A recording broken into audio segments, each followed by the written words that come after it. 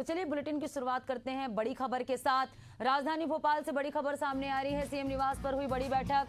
प्रदेश सरकार और संगठन की महत्वपूर्ण बैठक हुई। आगामी त्योहार और कार्यक्रमों को लेकर इस बैठक के दौरान चर्चा हुई। सीएम डॉक्टर मोहन यादव और दोनों डिप्टी सीएम बैठक में मौजूद रहे। बीजेपी प्रदेश अध्यक्ष, राष्ट्रीय सह संगठन महामंत्री श्री प्रकाश भी शामिल हुए।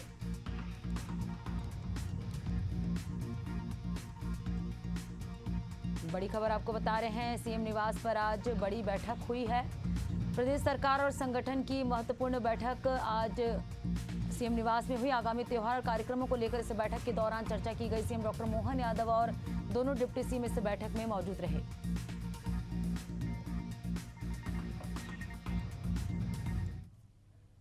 अगली बड़ी खबर की रुख करेंगे। राजधानी भोपाल से एक राष्ट्र एक चुनाव पर संगोष्ठी का आयोजन किया गया। बीजेपी प्रदेश अध्यक्ष सह संगठन मंत्री श्री प्रकाश इस संगोष्ठी में शामिल हुए। एक राष्ट्र एक चुनाव के विभिन्न पहलुओं पर विचार विमर्श किए। स्कूल कॉलेज के छात्र छात्राएं भी संगोष्ठी में शामिल हुए।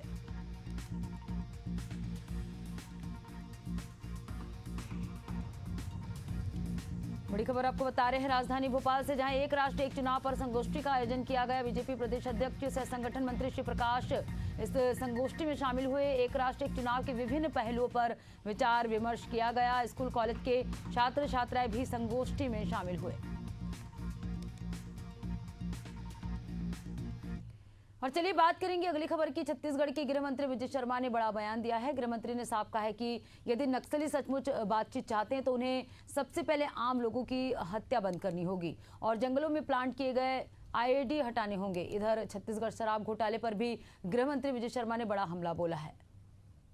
आपके माध्यम से और सारे ही मीडिया के माध्यम से उनसे पहली अपील करता हूं कि उनको सिविलियन किलिंग्स बंद करना चाहिए।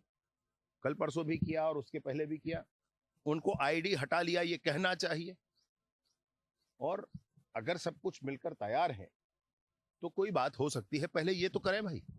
वो ईडी की जांच है, ईडी वाले बताएंगे। मैं भी पढ़ा हूं, जैसा सुना हूं इस विषय को, ऐसा ऐसा हुआ है करके। देखिए, प्रथम शराब जानते हैं और पूरा तंत्र ही शराब घोटाले में लगा था, यह भी आप जानते हैं। कोयला घोटाला भयंकरतम हुआ है, वह भी आप जानते हैं। पूरा तंत्र मतलब प्रशासन और पुलिस भी सब कुछ उसमें झोंक दिया गया था, ये आप जानते हैं। अब ऐसे में ऐसे नई नई कथाएं जो रोज आएंगी वो गलत नहीं है, वो उसमें कहीं ना कहीं सच्चाई है, तब तो वो जांच में सामने आ रही हैं बातें। मध्य प्रदेश में बीजेपी के संगठन और सरकार में राजनीतिक नियुक्तियों और कांग्रेस में संगठन सृजन अभियान के नतीजों के बाद सियासी सरगर्मी तेज हो गई है। इस बीच नगरीय प्रशासन मंत्री कैलाश विजयवर्गीय ने दिल्ली में केंद्रीय गृह मंत्री अमित शाह से शुक्रवार को मुलाकात की। मुलाकात की तस्वीर सोशल मीडिया पर शेयर करते हुए मंत्री कैलाश विजयवर्गीय ने लिखा, दिल्ली प्रवास के दौरान केंद्रीय गृह मंत्री अमित शाह से भेंट कर अत्यंत प्रसन्नता हुई। इस अवसर पर उनसे विविध समसामयिक और राष्ट्रीय हित से जुड़े विषयों पर बातचीत हुई। इधर रीवा से लौटने के बाद सीएम डॉक्टर मोहन यादव भोपाल में विधानसभा अध्यक्ष नरेंद्र सिंह तोमर के घर पहुंचे। करीब आधे घंटे से ज्यादा समय तक सीएम और विधानसभा अध्यक्ष के बीच चर्चा हुई। दूसरी तरफ मध्य प्रदेश के पूर्व गृह मंत्री नरोत्तम मिश्रा ने राज्यपाल मंगू भाई पटेल, प्रदेश अध्यक्ष हेमंत खंडेलवाल, संगठन महामंत्री हितानंद शर्मा से मुलाकात की, जिससे सियासी सरगर्मियां तेज हो गई है।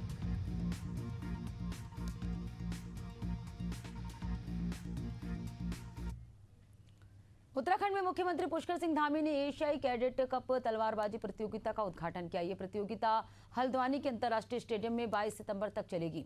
इस प्रतियोगिता में 17 देशों के 190 खिलाड़ी हिस्सा ले रहे हैं, जिनमें 46 विदेशी और 144 भारतीय खिलाड़ी शामिल हैं। इसमें Bharat, Mongolia, Iran, Bahrain, Iraq और अन्य देशों के खिलाड़ी शामिल हुए हैं। सीएम धामी ने बताया कि प्रदेश में खेलों को बढ़ावा देने के लिए कई योजनाएं चलाई जा रही है, जिसमें हल्द्वानी में खेल विश्वविद्यालय और लोहा घाट में महिला स्पोर्ट्स कॉलेज शामिल है।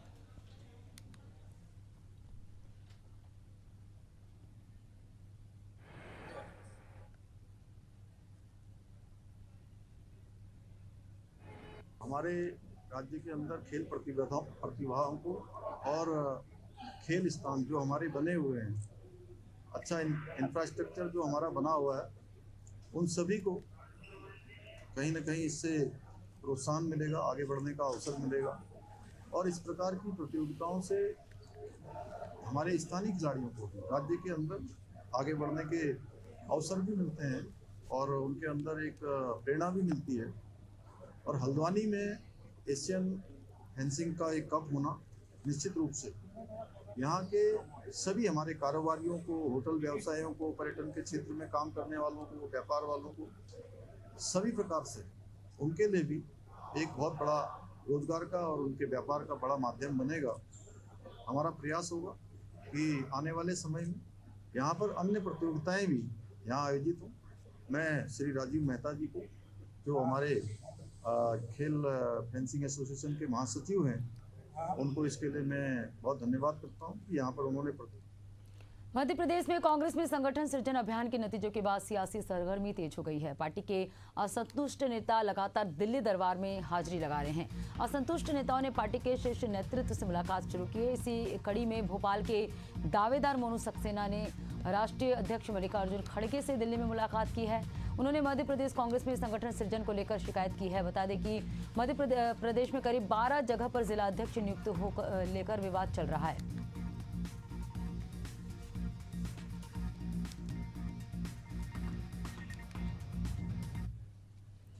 और इस बीच दुर्ग से बड़ी खबर सामने आ रही। वाहन चेकिंग के दौरान हवाला की रकम बरामद हुई है। 2 कार से 6 करोड़ 60 लाख रुपए यहां जब्त की है। पुलिस ने 4 आरोपियों को इस मामले में संलिप्त गिरफ्तार किया। हवाला का पैसा लेकर रायपुर से सूरत जा रहे थे आरोपी। पुलिस ने आयकर विभाग को इसकी सूचना दी।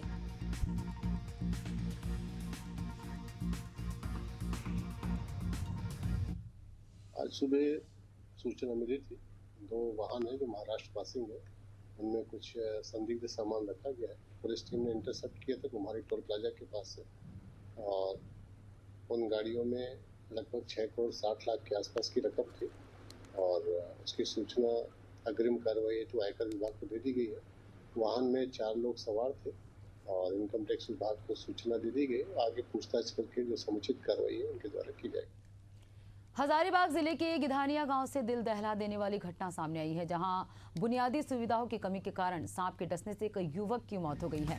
जानकारी के मुताबिक बीती रात युवक जमीन पर सो रहा था। इसी दौरान एक जहरीले सांप ने उसे डस लिया, लेकिन गांव से अस्पताल तक पक्की सड़क का ना होने से स्वास्थ्य केंद्र ले जाने के दौरान युवक की मौत हो गई।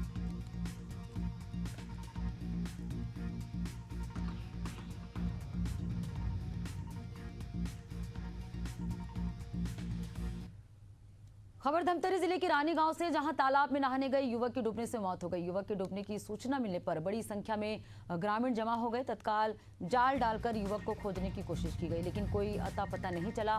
बाढ़ बचाव दल ने भी युवक की तलाश की, पर युवक का पता नहीं चला, जिसके बाद शनिवार सुबह युवक का शव तालाब में तैरता मिला। मामले की सूचना मिलने पर मौके पर पुलिस पहुंची और शव को कब्जे में लेकर पोस्टमार्टम के लिए भेजा।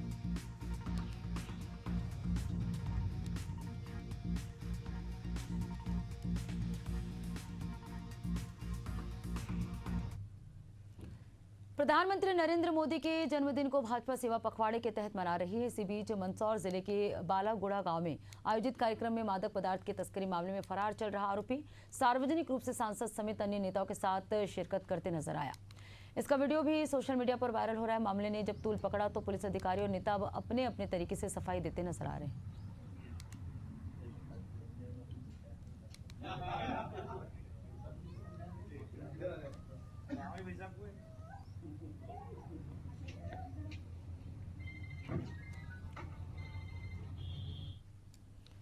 बॉलीवुड अभिनेत्री दिशा पटानी के घर फायरिंग करने वाले 5 आरोपी को पुलिस ने बेनकाब कर दिया है। बरेली पुलिस ने 5वें आरोपी रामनिवास उर्फ दीपक को मुठभेड़ के दौरान पैर में गोली मारकर गिरफ्तार किया है। आरोपी राजस्थान के बेड़कला थाना जैतारण जनपद ब्यावर का रहने वाला है। पुलिस ने उसके कब्जे से 32 बोर की पिस्टल, जिंदा और खोखा कारतूस बरामद किए हैं। साथ ही उसके साथी अनिल को भी गिरफ्तार किया है, जिसके पास से 315 बोर का तमंचा और कारतूस मिले। बता दें कि 5वें आरोपी दीपक ने ही पूरे मामले में रेकी कर साथियों को जानकारी दी थी।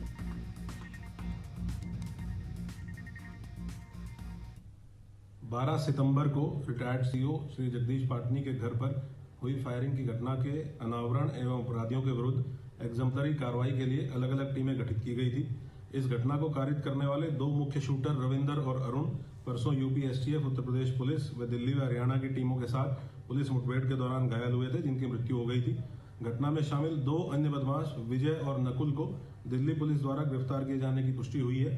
घटना में शामिल 5वां अभियुक्त रामकिशन उर्फ दीपक पुत्र सेनाराम, जो मूलतः राजस्थान का रहने वाला है, एवं 10 व 11 तारीख की घटना से पहले घटना की प्लानिंग, घटनास्थल की रेकी करने एवं घटना की साजिश में शामिल था। इसकी गिरफ्तारी के लिए इसके ऊपर 25,000 रुपए का पुरस्कार घोषित किया गया था। इसको जनपद बरेली पुलिस की एसओजी टीम के द्वारा ट्रैक किया जा रहा था। हरिद्वार में पेट्रोल भरवाने के बाद सिक्के देने को लेकर ग्राहकों और कर्मचारियों के बीच कहासुनी हो गई। देखते ही देखते मौके पर मौजूद कर्मचारी ने लाठी डंडों से ग्राहकों की पिटाई कर दी, जिससे अफरा तफरी मच गई। वहीं अब मारपीट का वीडियो सोशल मीडिया पर तेजी से वायरल हो रहा है।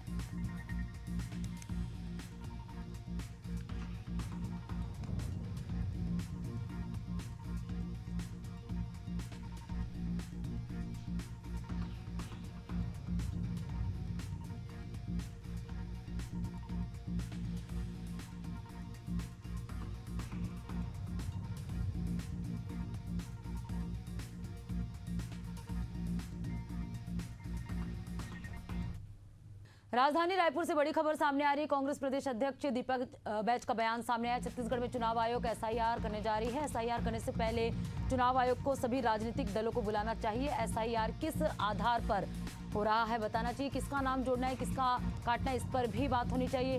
पूरी पारदर्शिता के साथ एसआईआर होना चाहिए, दीपक बैज ने अपने बयान में कही है। चुनाव आयोग एसआईआर का काम शुरू करने जा रही है, लेकिन एसआईआर का काम शुरू करने से पहले बकायदा सभी राजनीतिक दलों के प्रतिनिधियों को बुलाना चाहिए, उनके साथ बैठकें करना चाहिए और उनके साथ विचार विमर्श करना चाहिए कि एसआईआर में चुनाव आयोग क्या क्या करने जा रही है। अभी तक बिल्कुल भी ऐसा नहीं हुआ है। हम सिर्फ समाचार पत्रों के माध्यम से ही हम लोग सुन रहे हैं। और चलिए इसी बीच राजधानी रायपुर से बड़ी खबर सामने आ रही है। बीजेपी का पोस्टर वॉर जारी। कांग्रेस के वोट चोर गद्दी छोड़ अभियान पर बीजेपी ने तंज कसा है। सचिन पायलट, दीपक बैज और भूपेश बघेल का पोस्टर बीजेपी ने जारी किया। लिखा, छत्तीसगढ़ कांग्रेस में मची रार। कांग्रेस की रैली में रुपए बांटने के बाद भी नहीं जुट रही भीड़।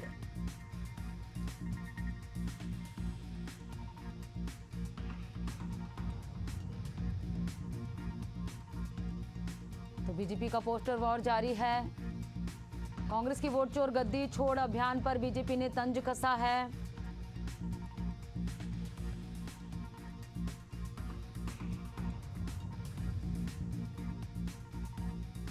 और चलिए इस पे चर्चा करने के लिए हमारे साथ कांग्रेस प्रवक्ता धनंजय सिंह ठाकुर हमारे साथ जुड़ चुके हैं। धनंजय जी, बहुत स्वागत है आपका एशियन न्यूज में। बीजेपी ने पोस्टर वॉर जारी किया है और आरोप लगाया है कि कांग्रेस की रैली में भीड़ नहीं जुट पाई पैसा देने के बाद भी।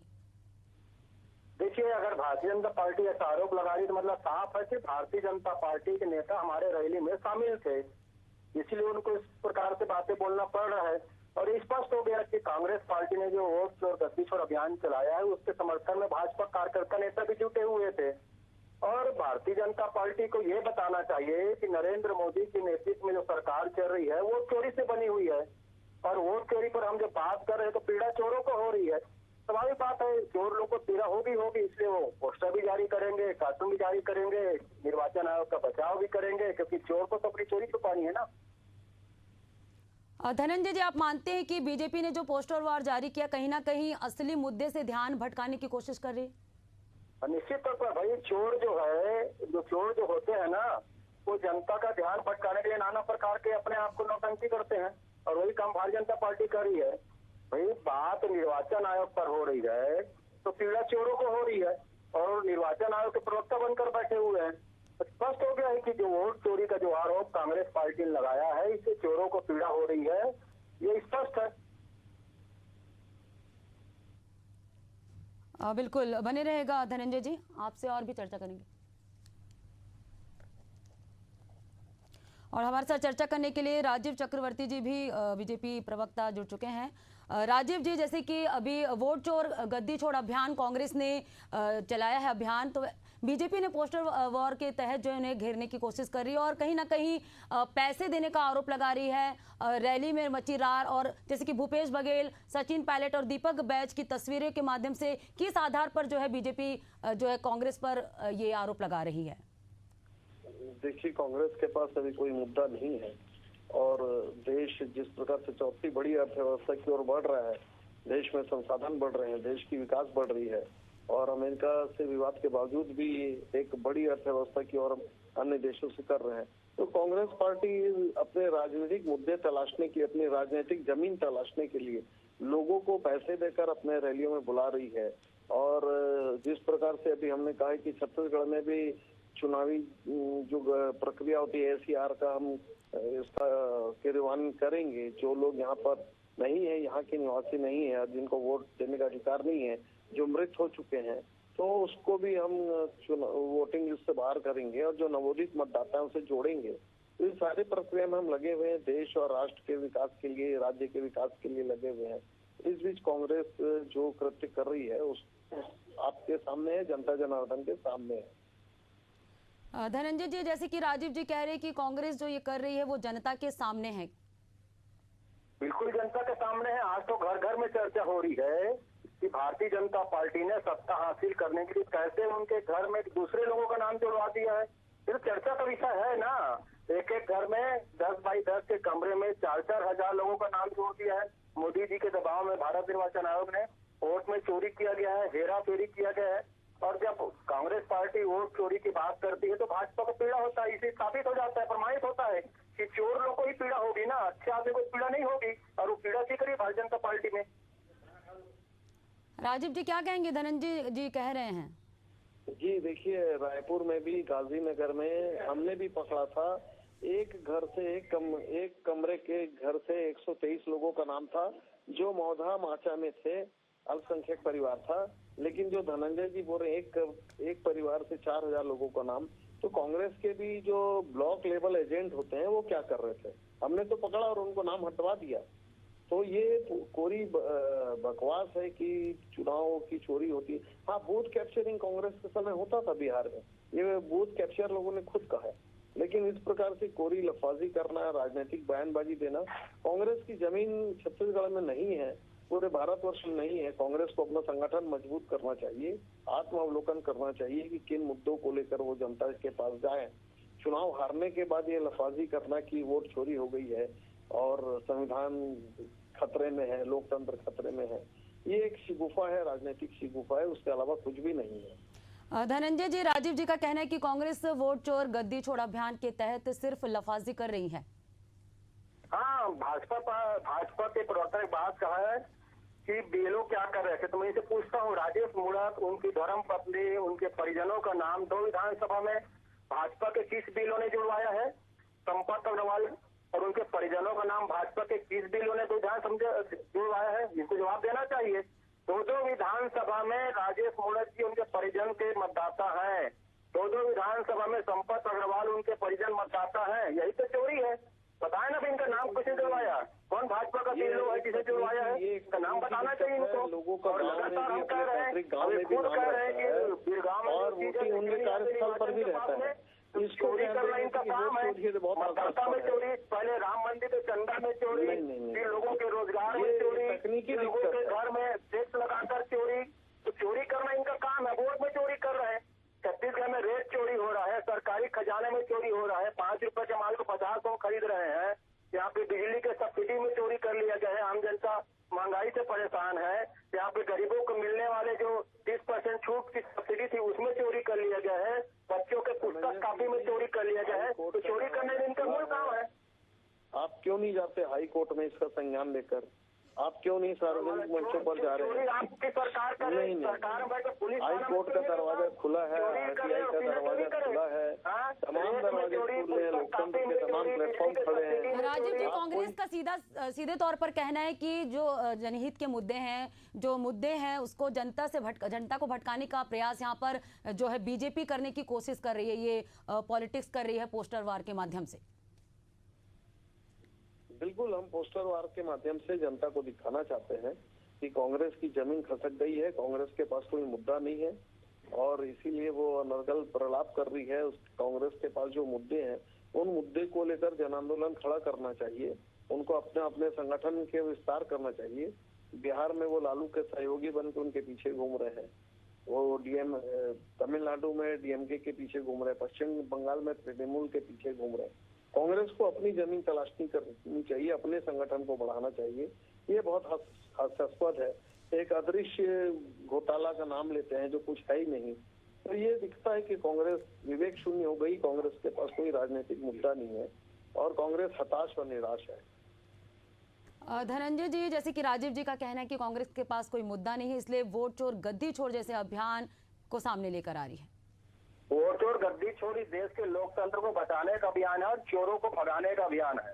और घर घर में इस बात की चर्चा हो रही है कि कैसे नरेंद्र मोदी की सरकार चोरी से बना है, कैसे विशेष साई की सरकार चोरी से बना है और कैसे भाजपा नेताओं ने एक एक नहीं दो जगह अपने नाम जुड़वाए हैं। ये तो चोरी का प्रमाण है और चोरों की पीड़ा हो रही है।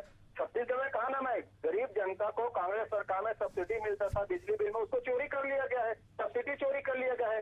हाँ, आदिवासियों के जल जंगल जमीन को चोरी करके अडानी को दे दिया गया है। रेत का चोरी हो रहा है, बच्चों के पुस्तक कापी की चोरी कर ली। इनसे ज्यादा बेशर्मी और क्या हो सकती है। हाँ, आप देखेंगे जिस प्रकार से भ्रष्टाचार यहाँ पर है। और मैं तो कह रहा हूँ, अगर लोकतंत्र में किसी चीज में गड़बड़ियां हैं तो उसका जवाब निर्वाचन आयोग को देना चाहिए। क्या भारतीय जनता पार्टी निर्वाचन आयोग के प्रवक्ता है क्या? और चोर जो पीड़ा किसको हो रही है? चोरों को हो रही है। भाई आम जनता तो समर्थन में खड़ा हुआ है, मिलासी बात पर है। ये तो समझ में आ रहा है ना कि पूरे दूध दाल काली पूरी दाल काली है तो चोरों को पीड़ा होती है। इनको बोला कि हाँ बिल्कुल जांच होनी चाहिए, क्यों नहीं बोलते? बताए ना, राजेश मूरत जी का नाम, संपत अग्रवाल जी का नाम किस भाजपा के बिलों ने जुड़वाया है? बताए यहाँ पर। ये तो चोरी करना इनका मूल काम है। गरीबों के राशन में चोरी, गरीबों का घर में जीएसटी लगाकर चोरी, तो चोरी तो मूल काम है इनका।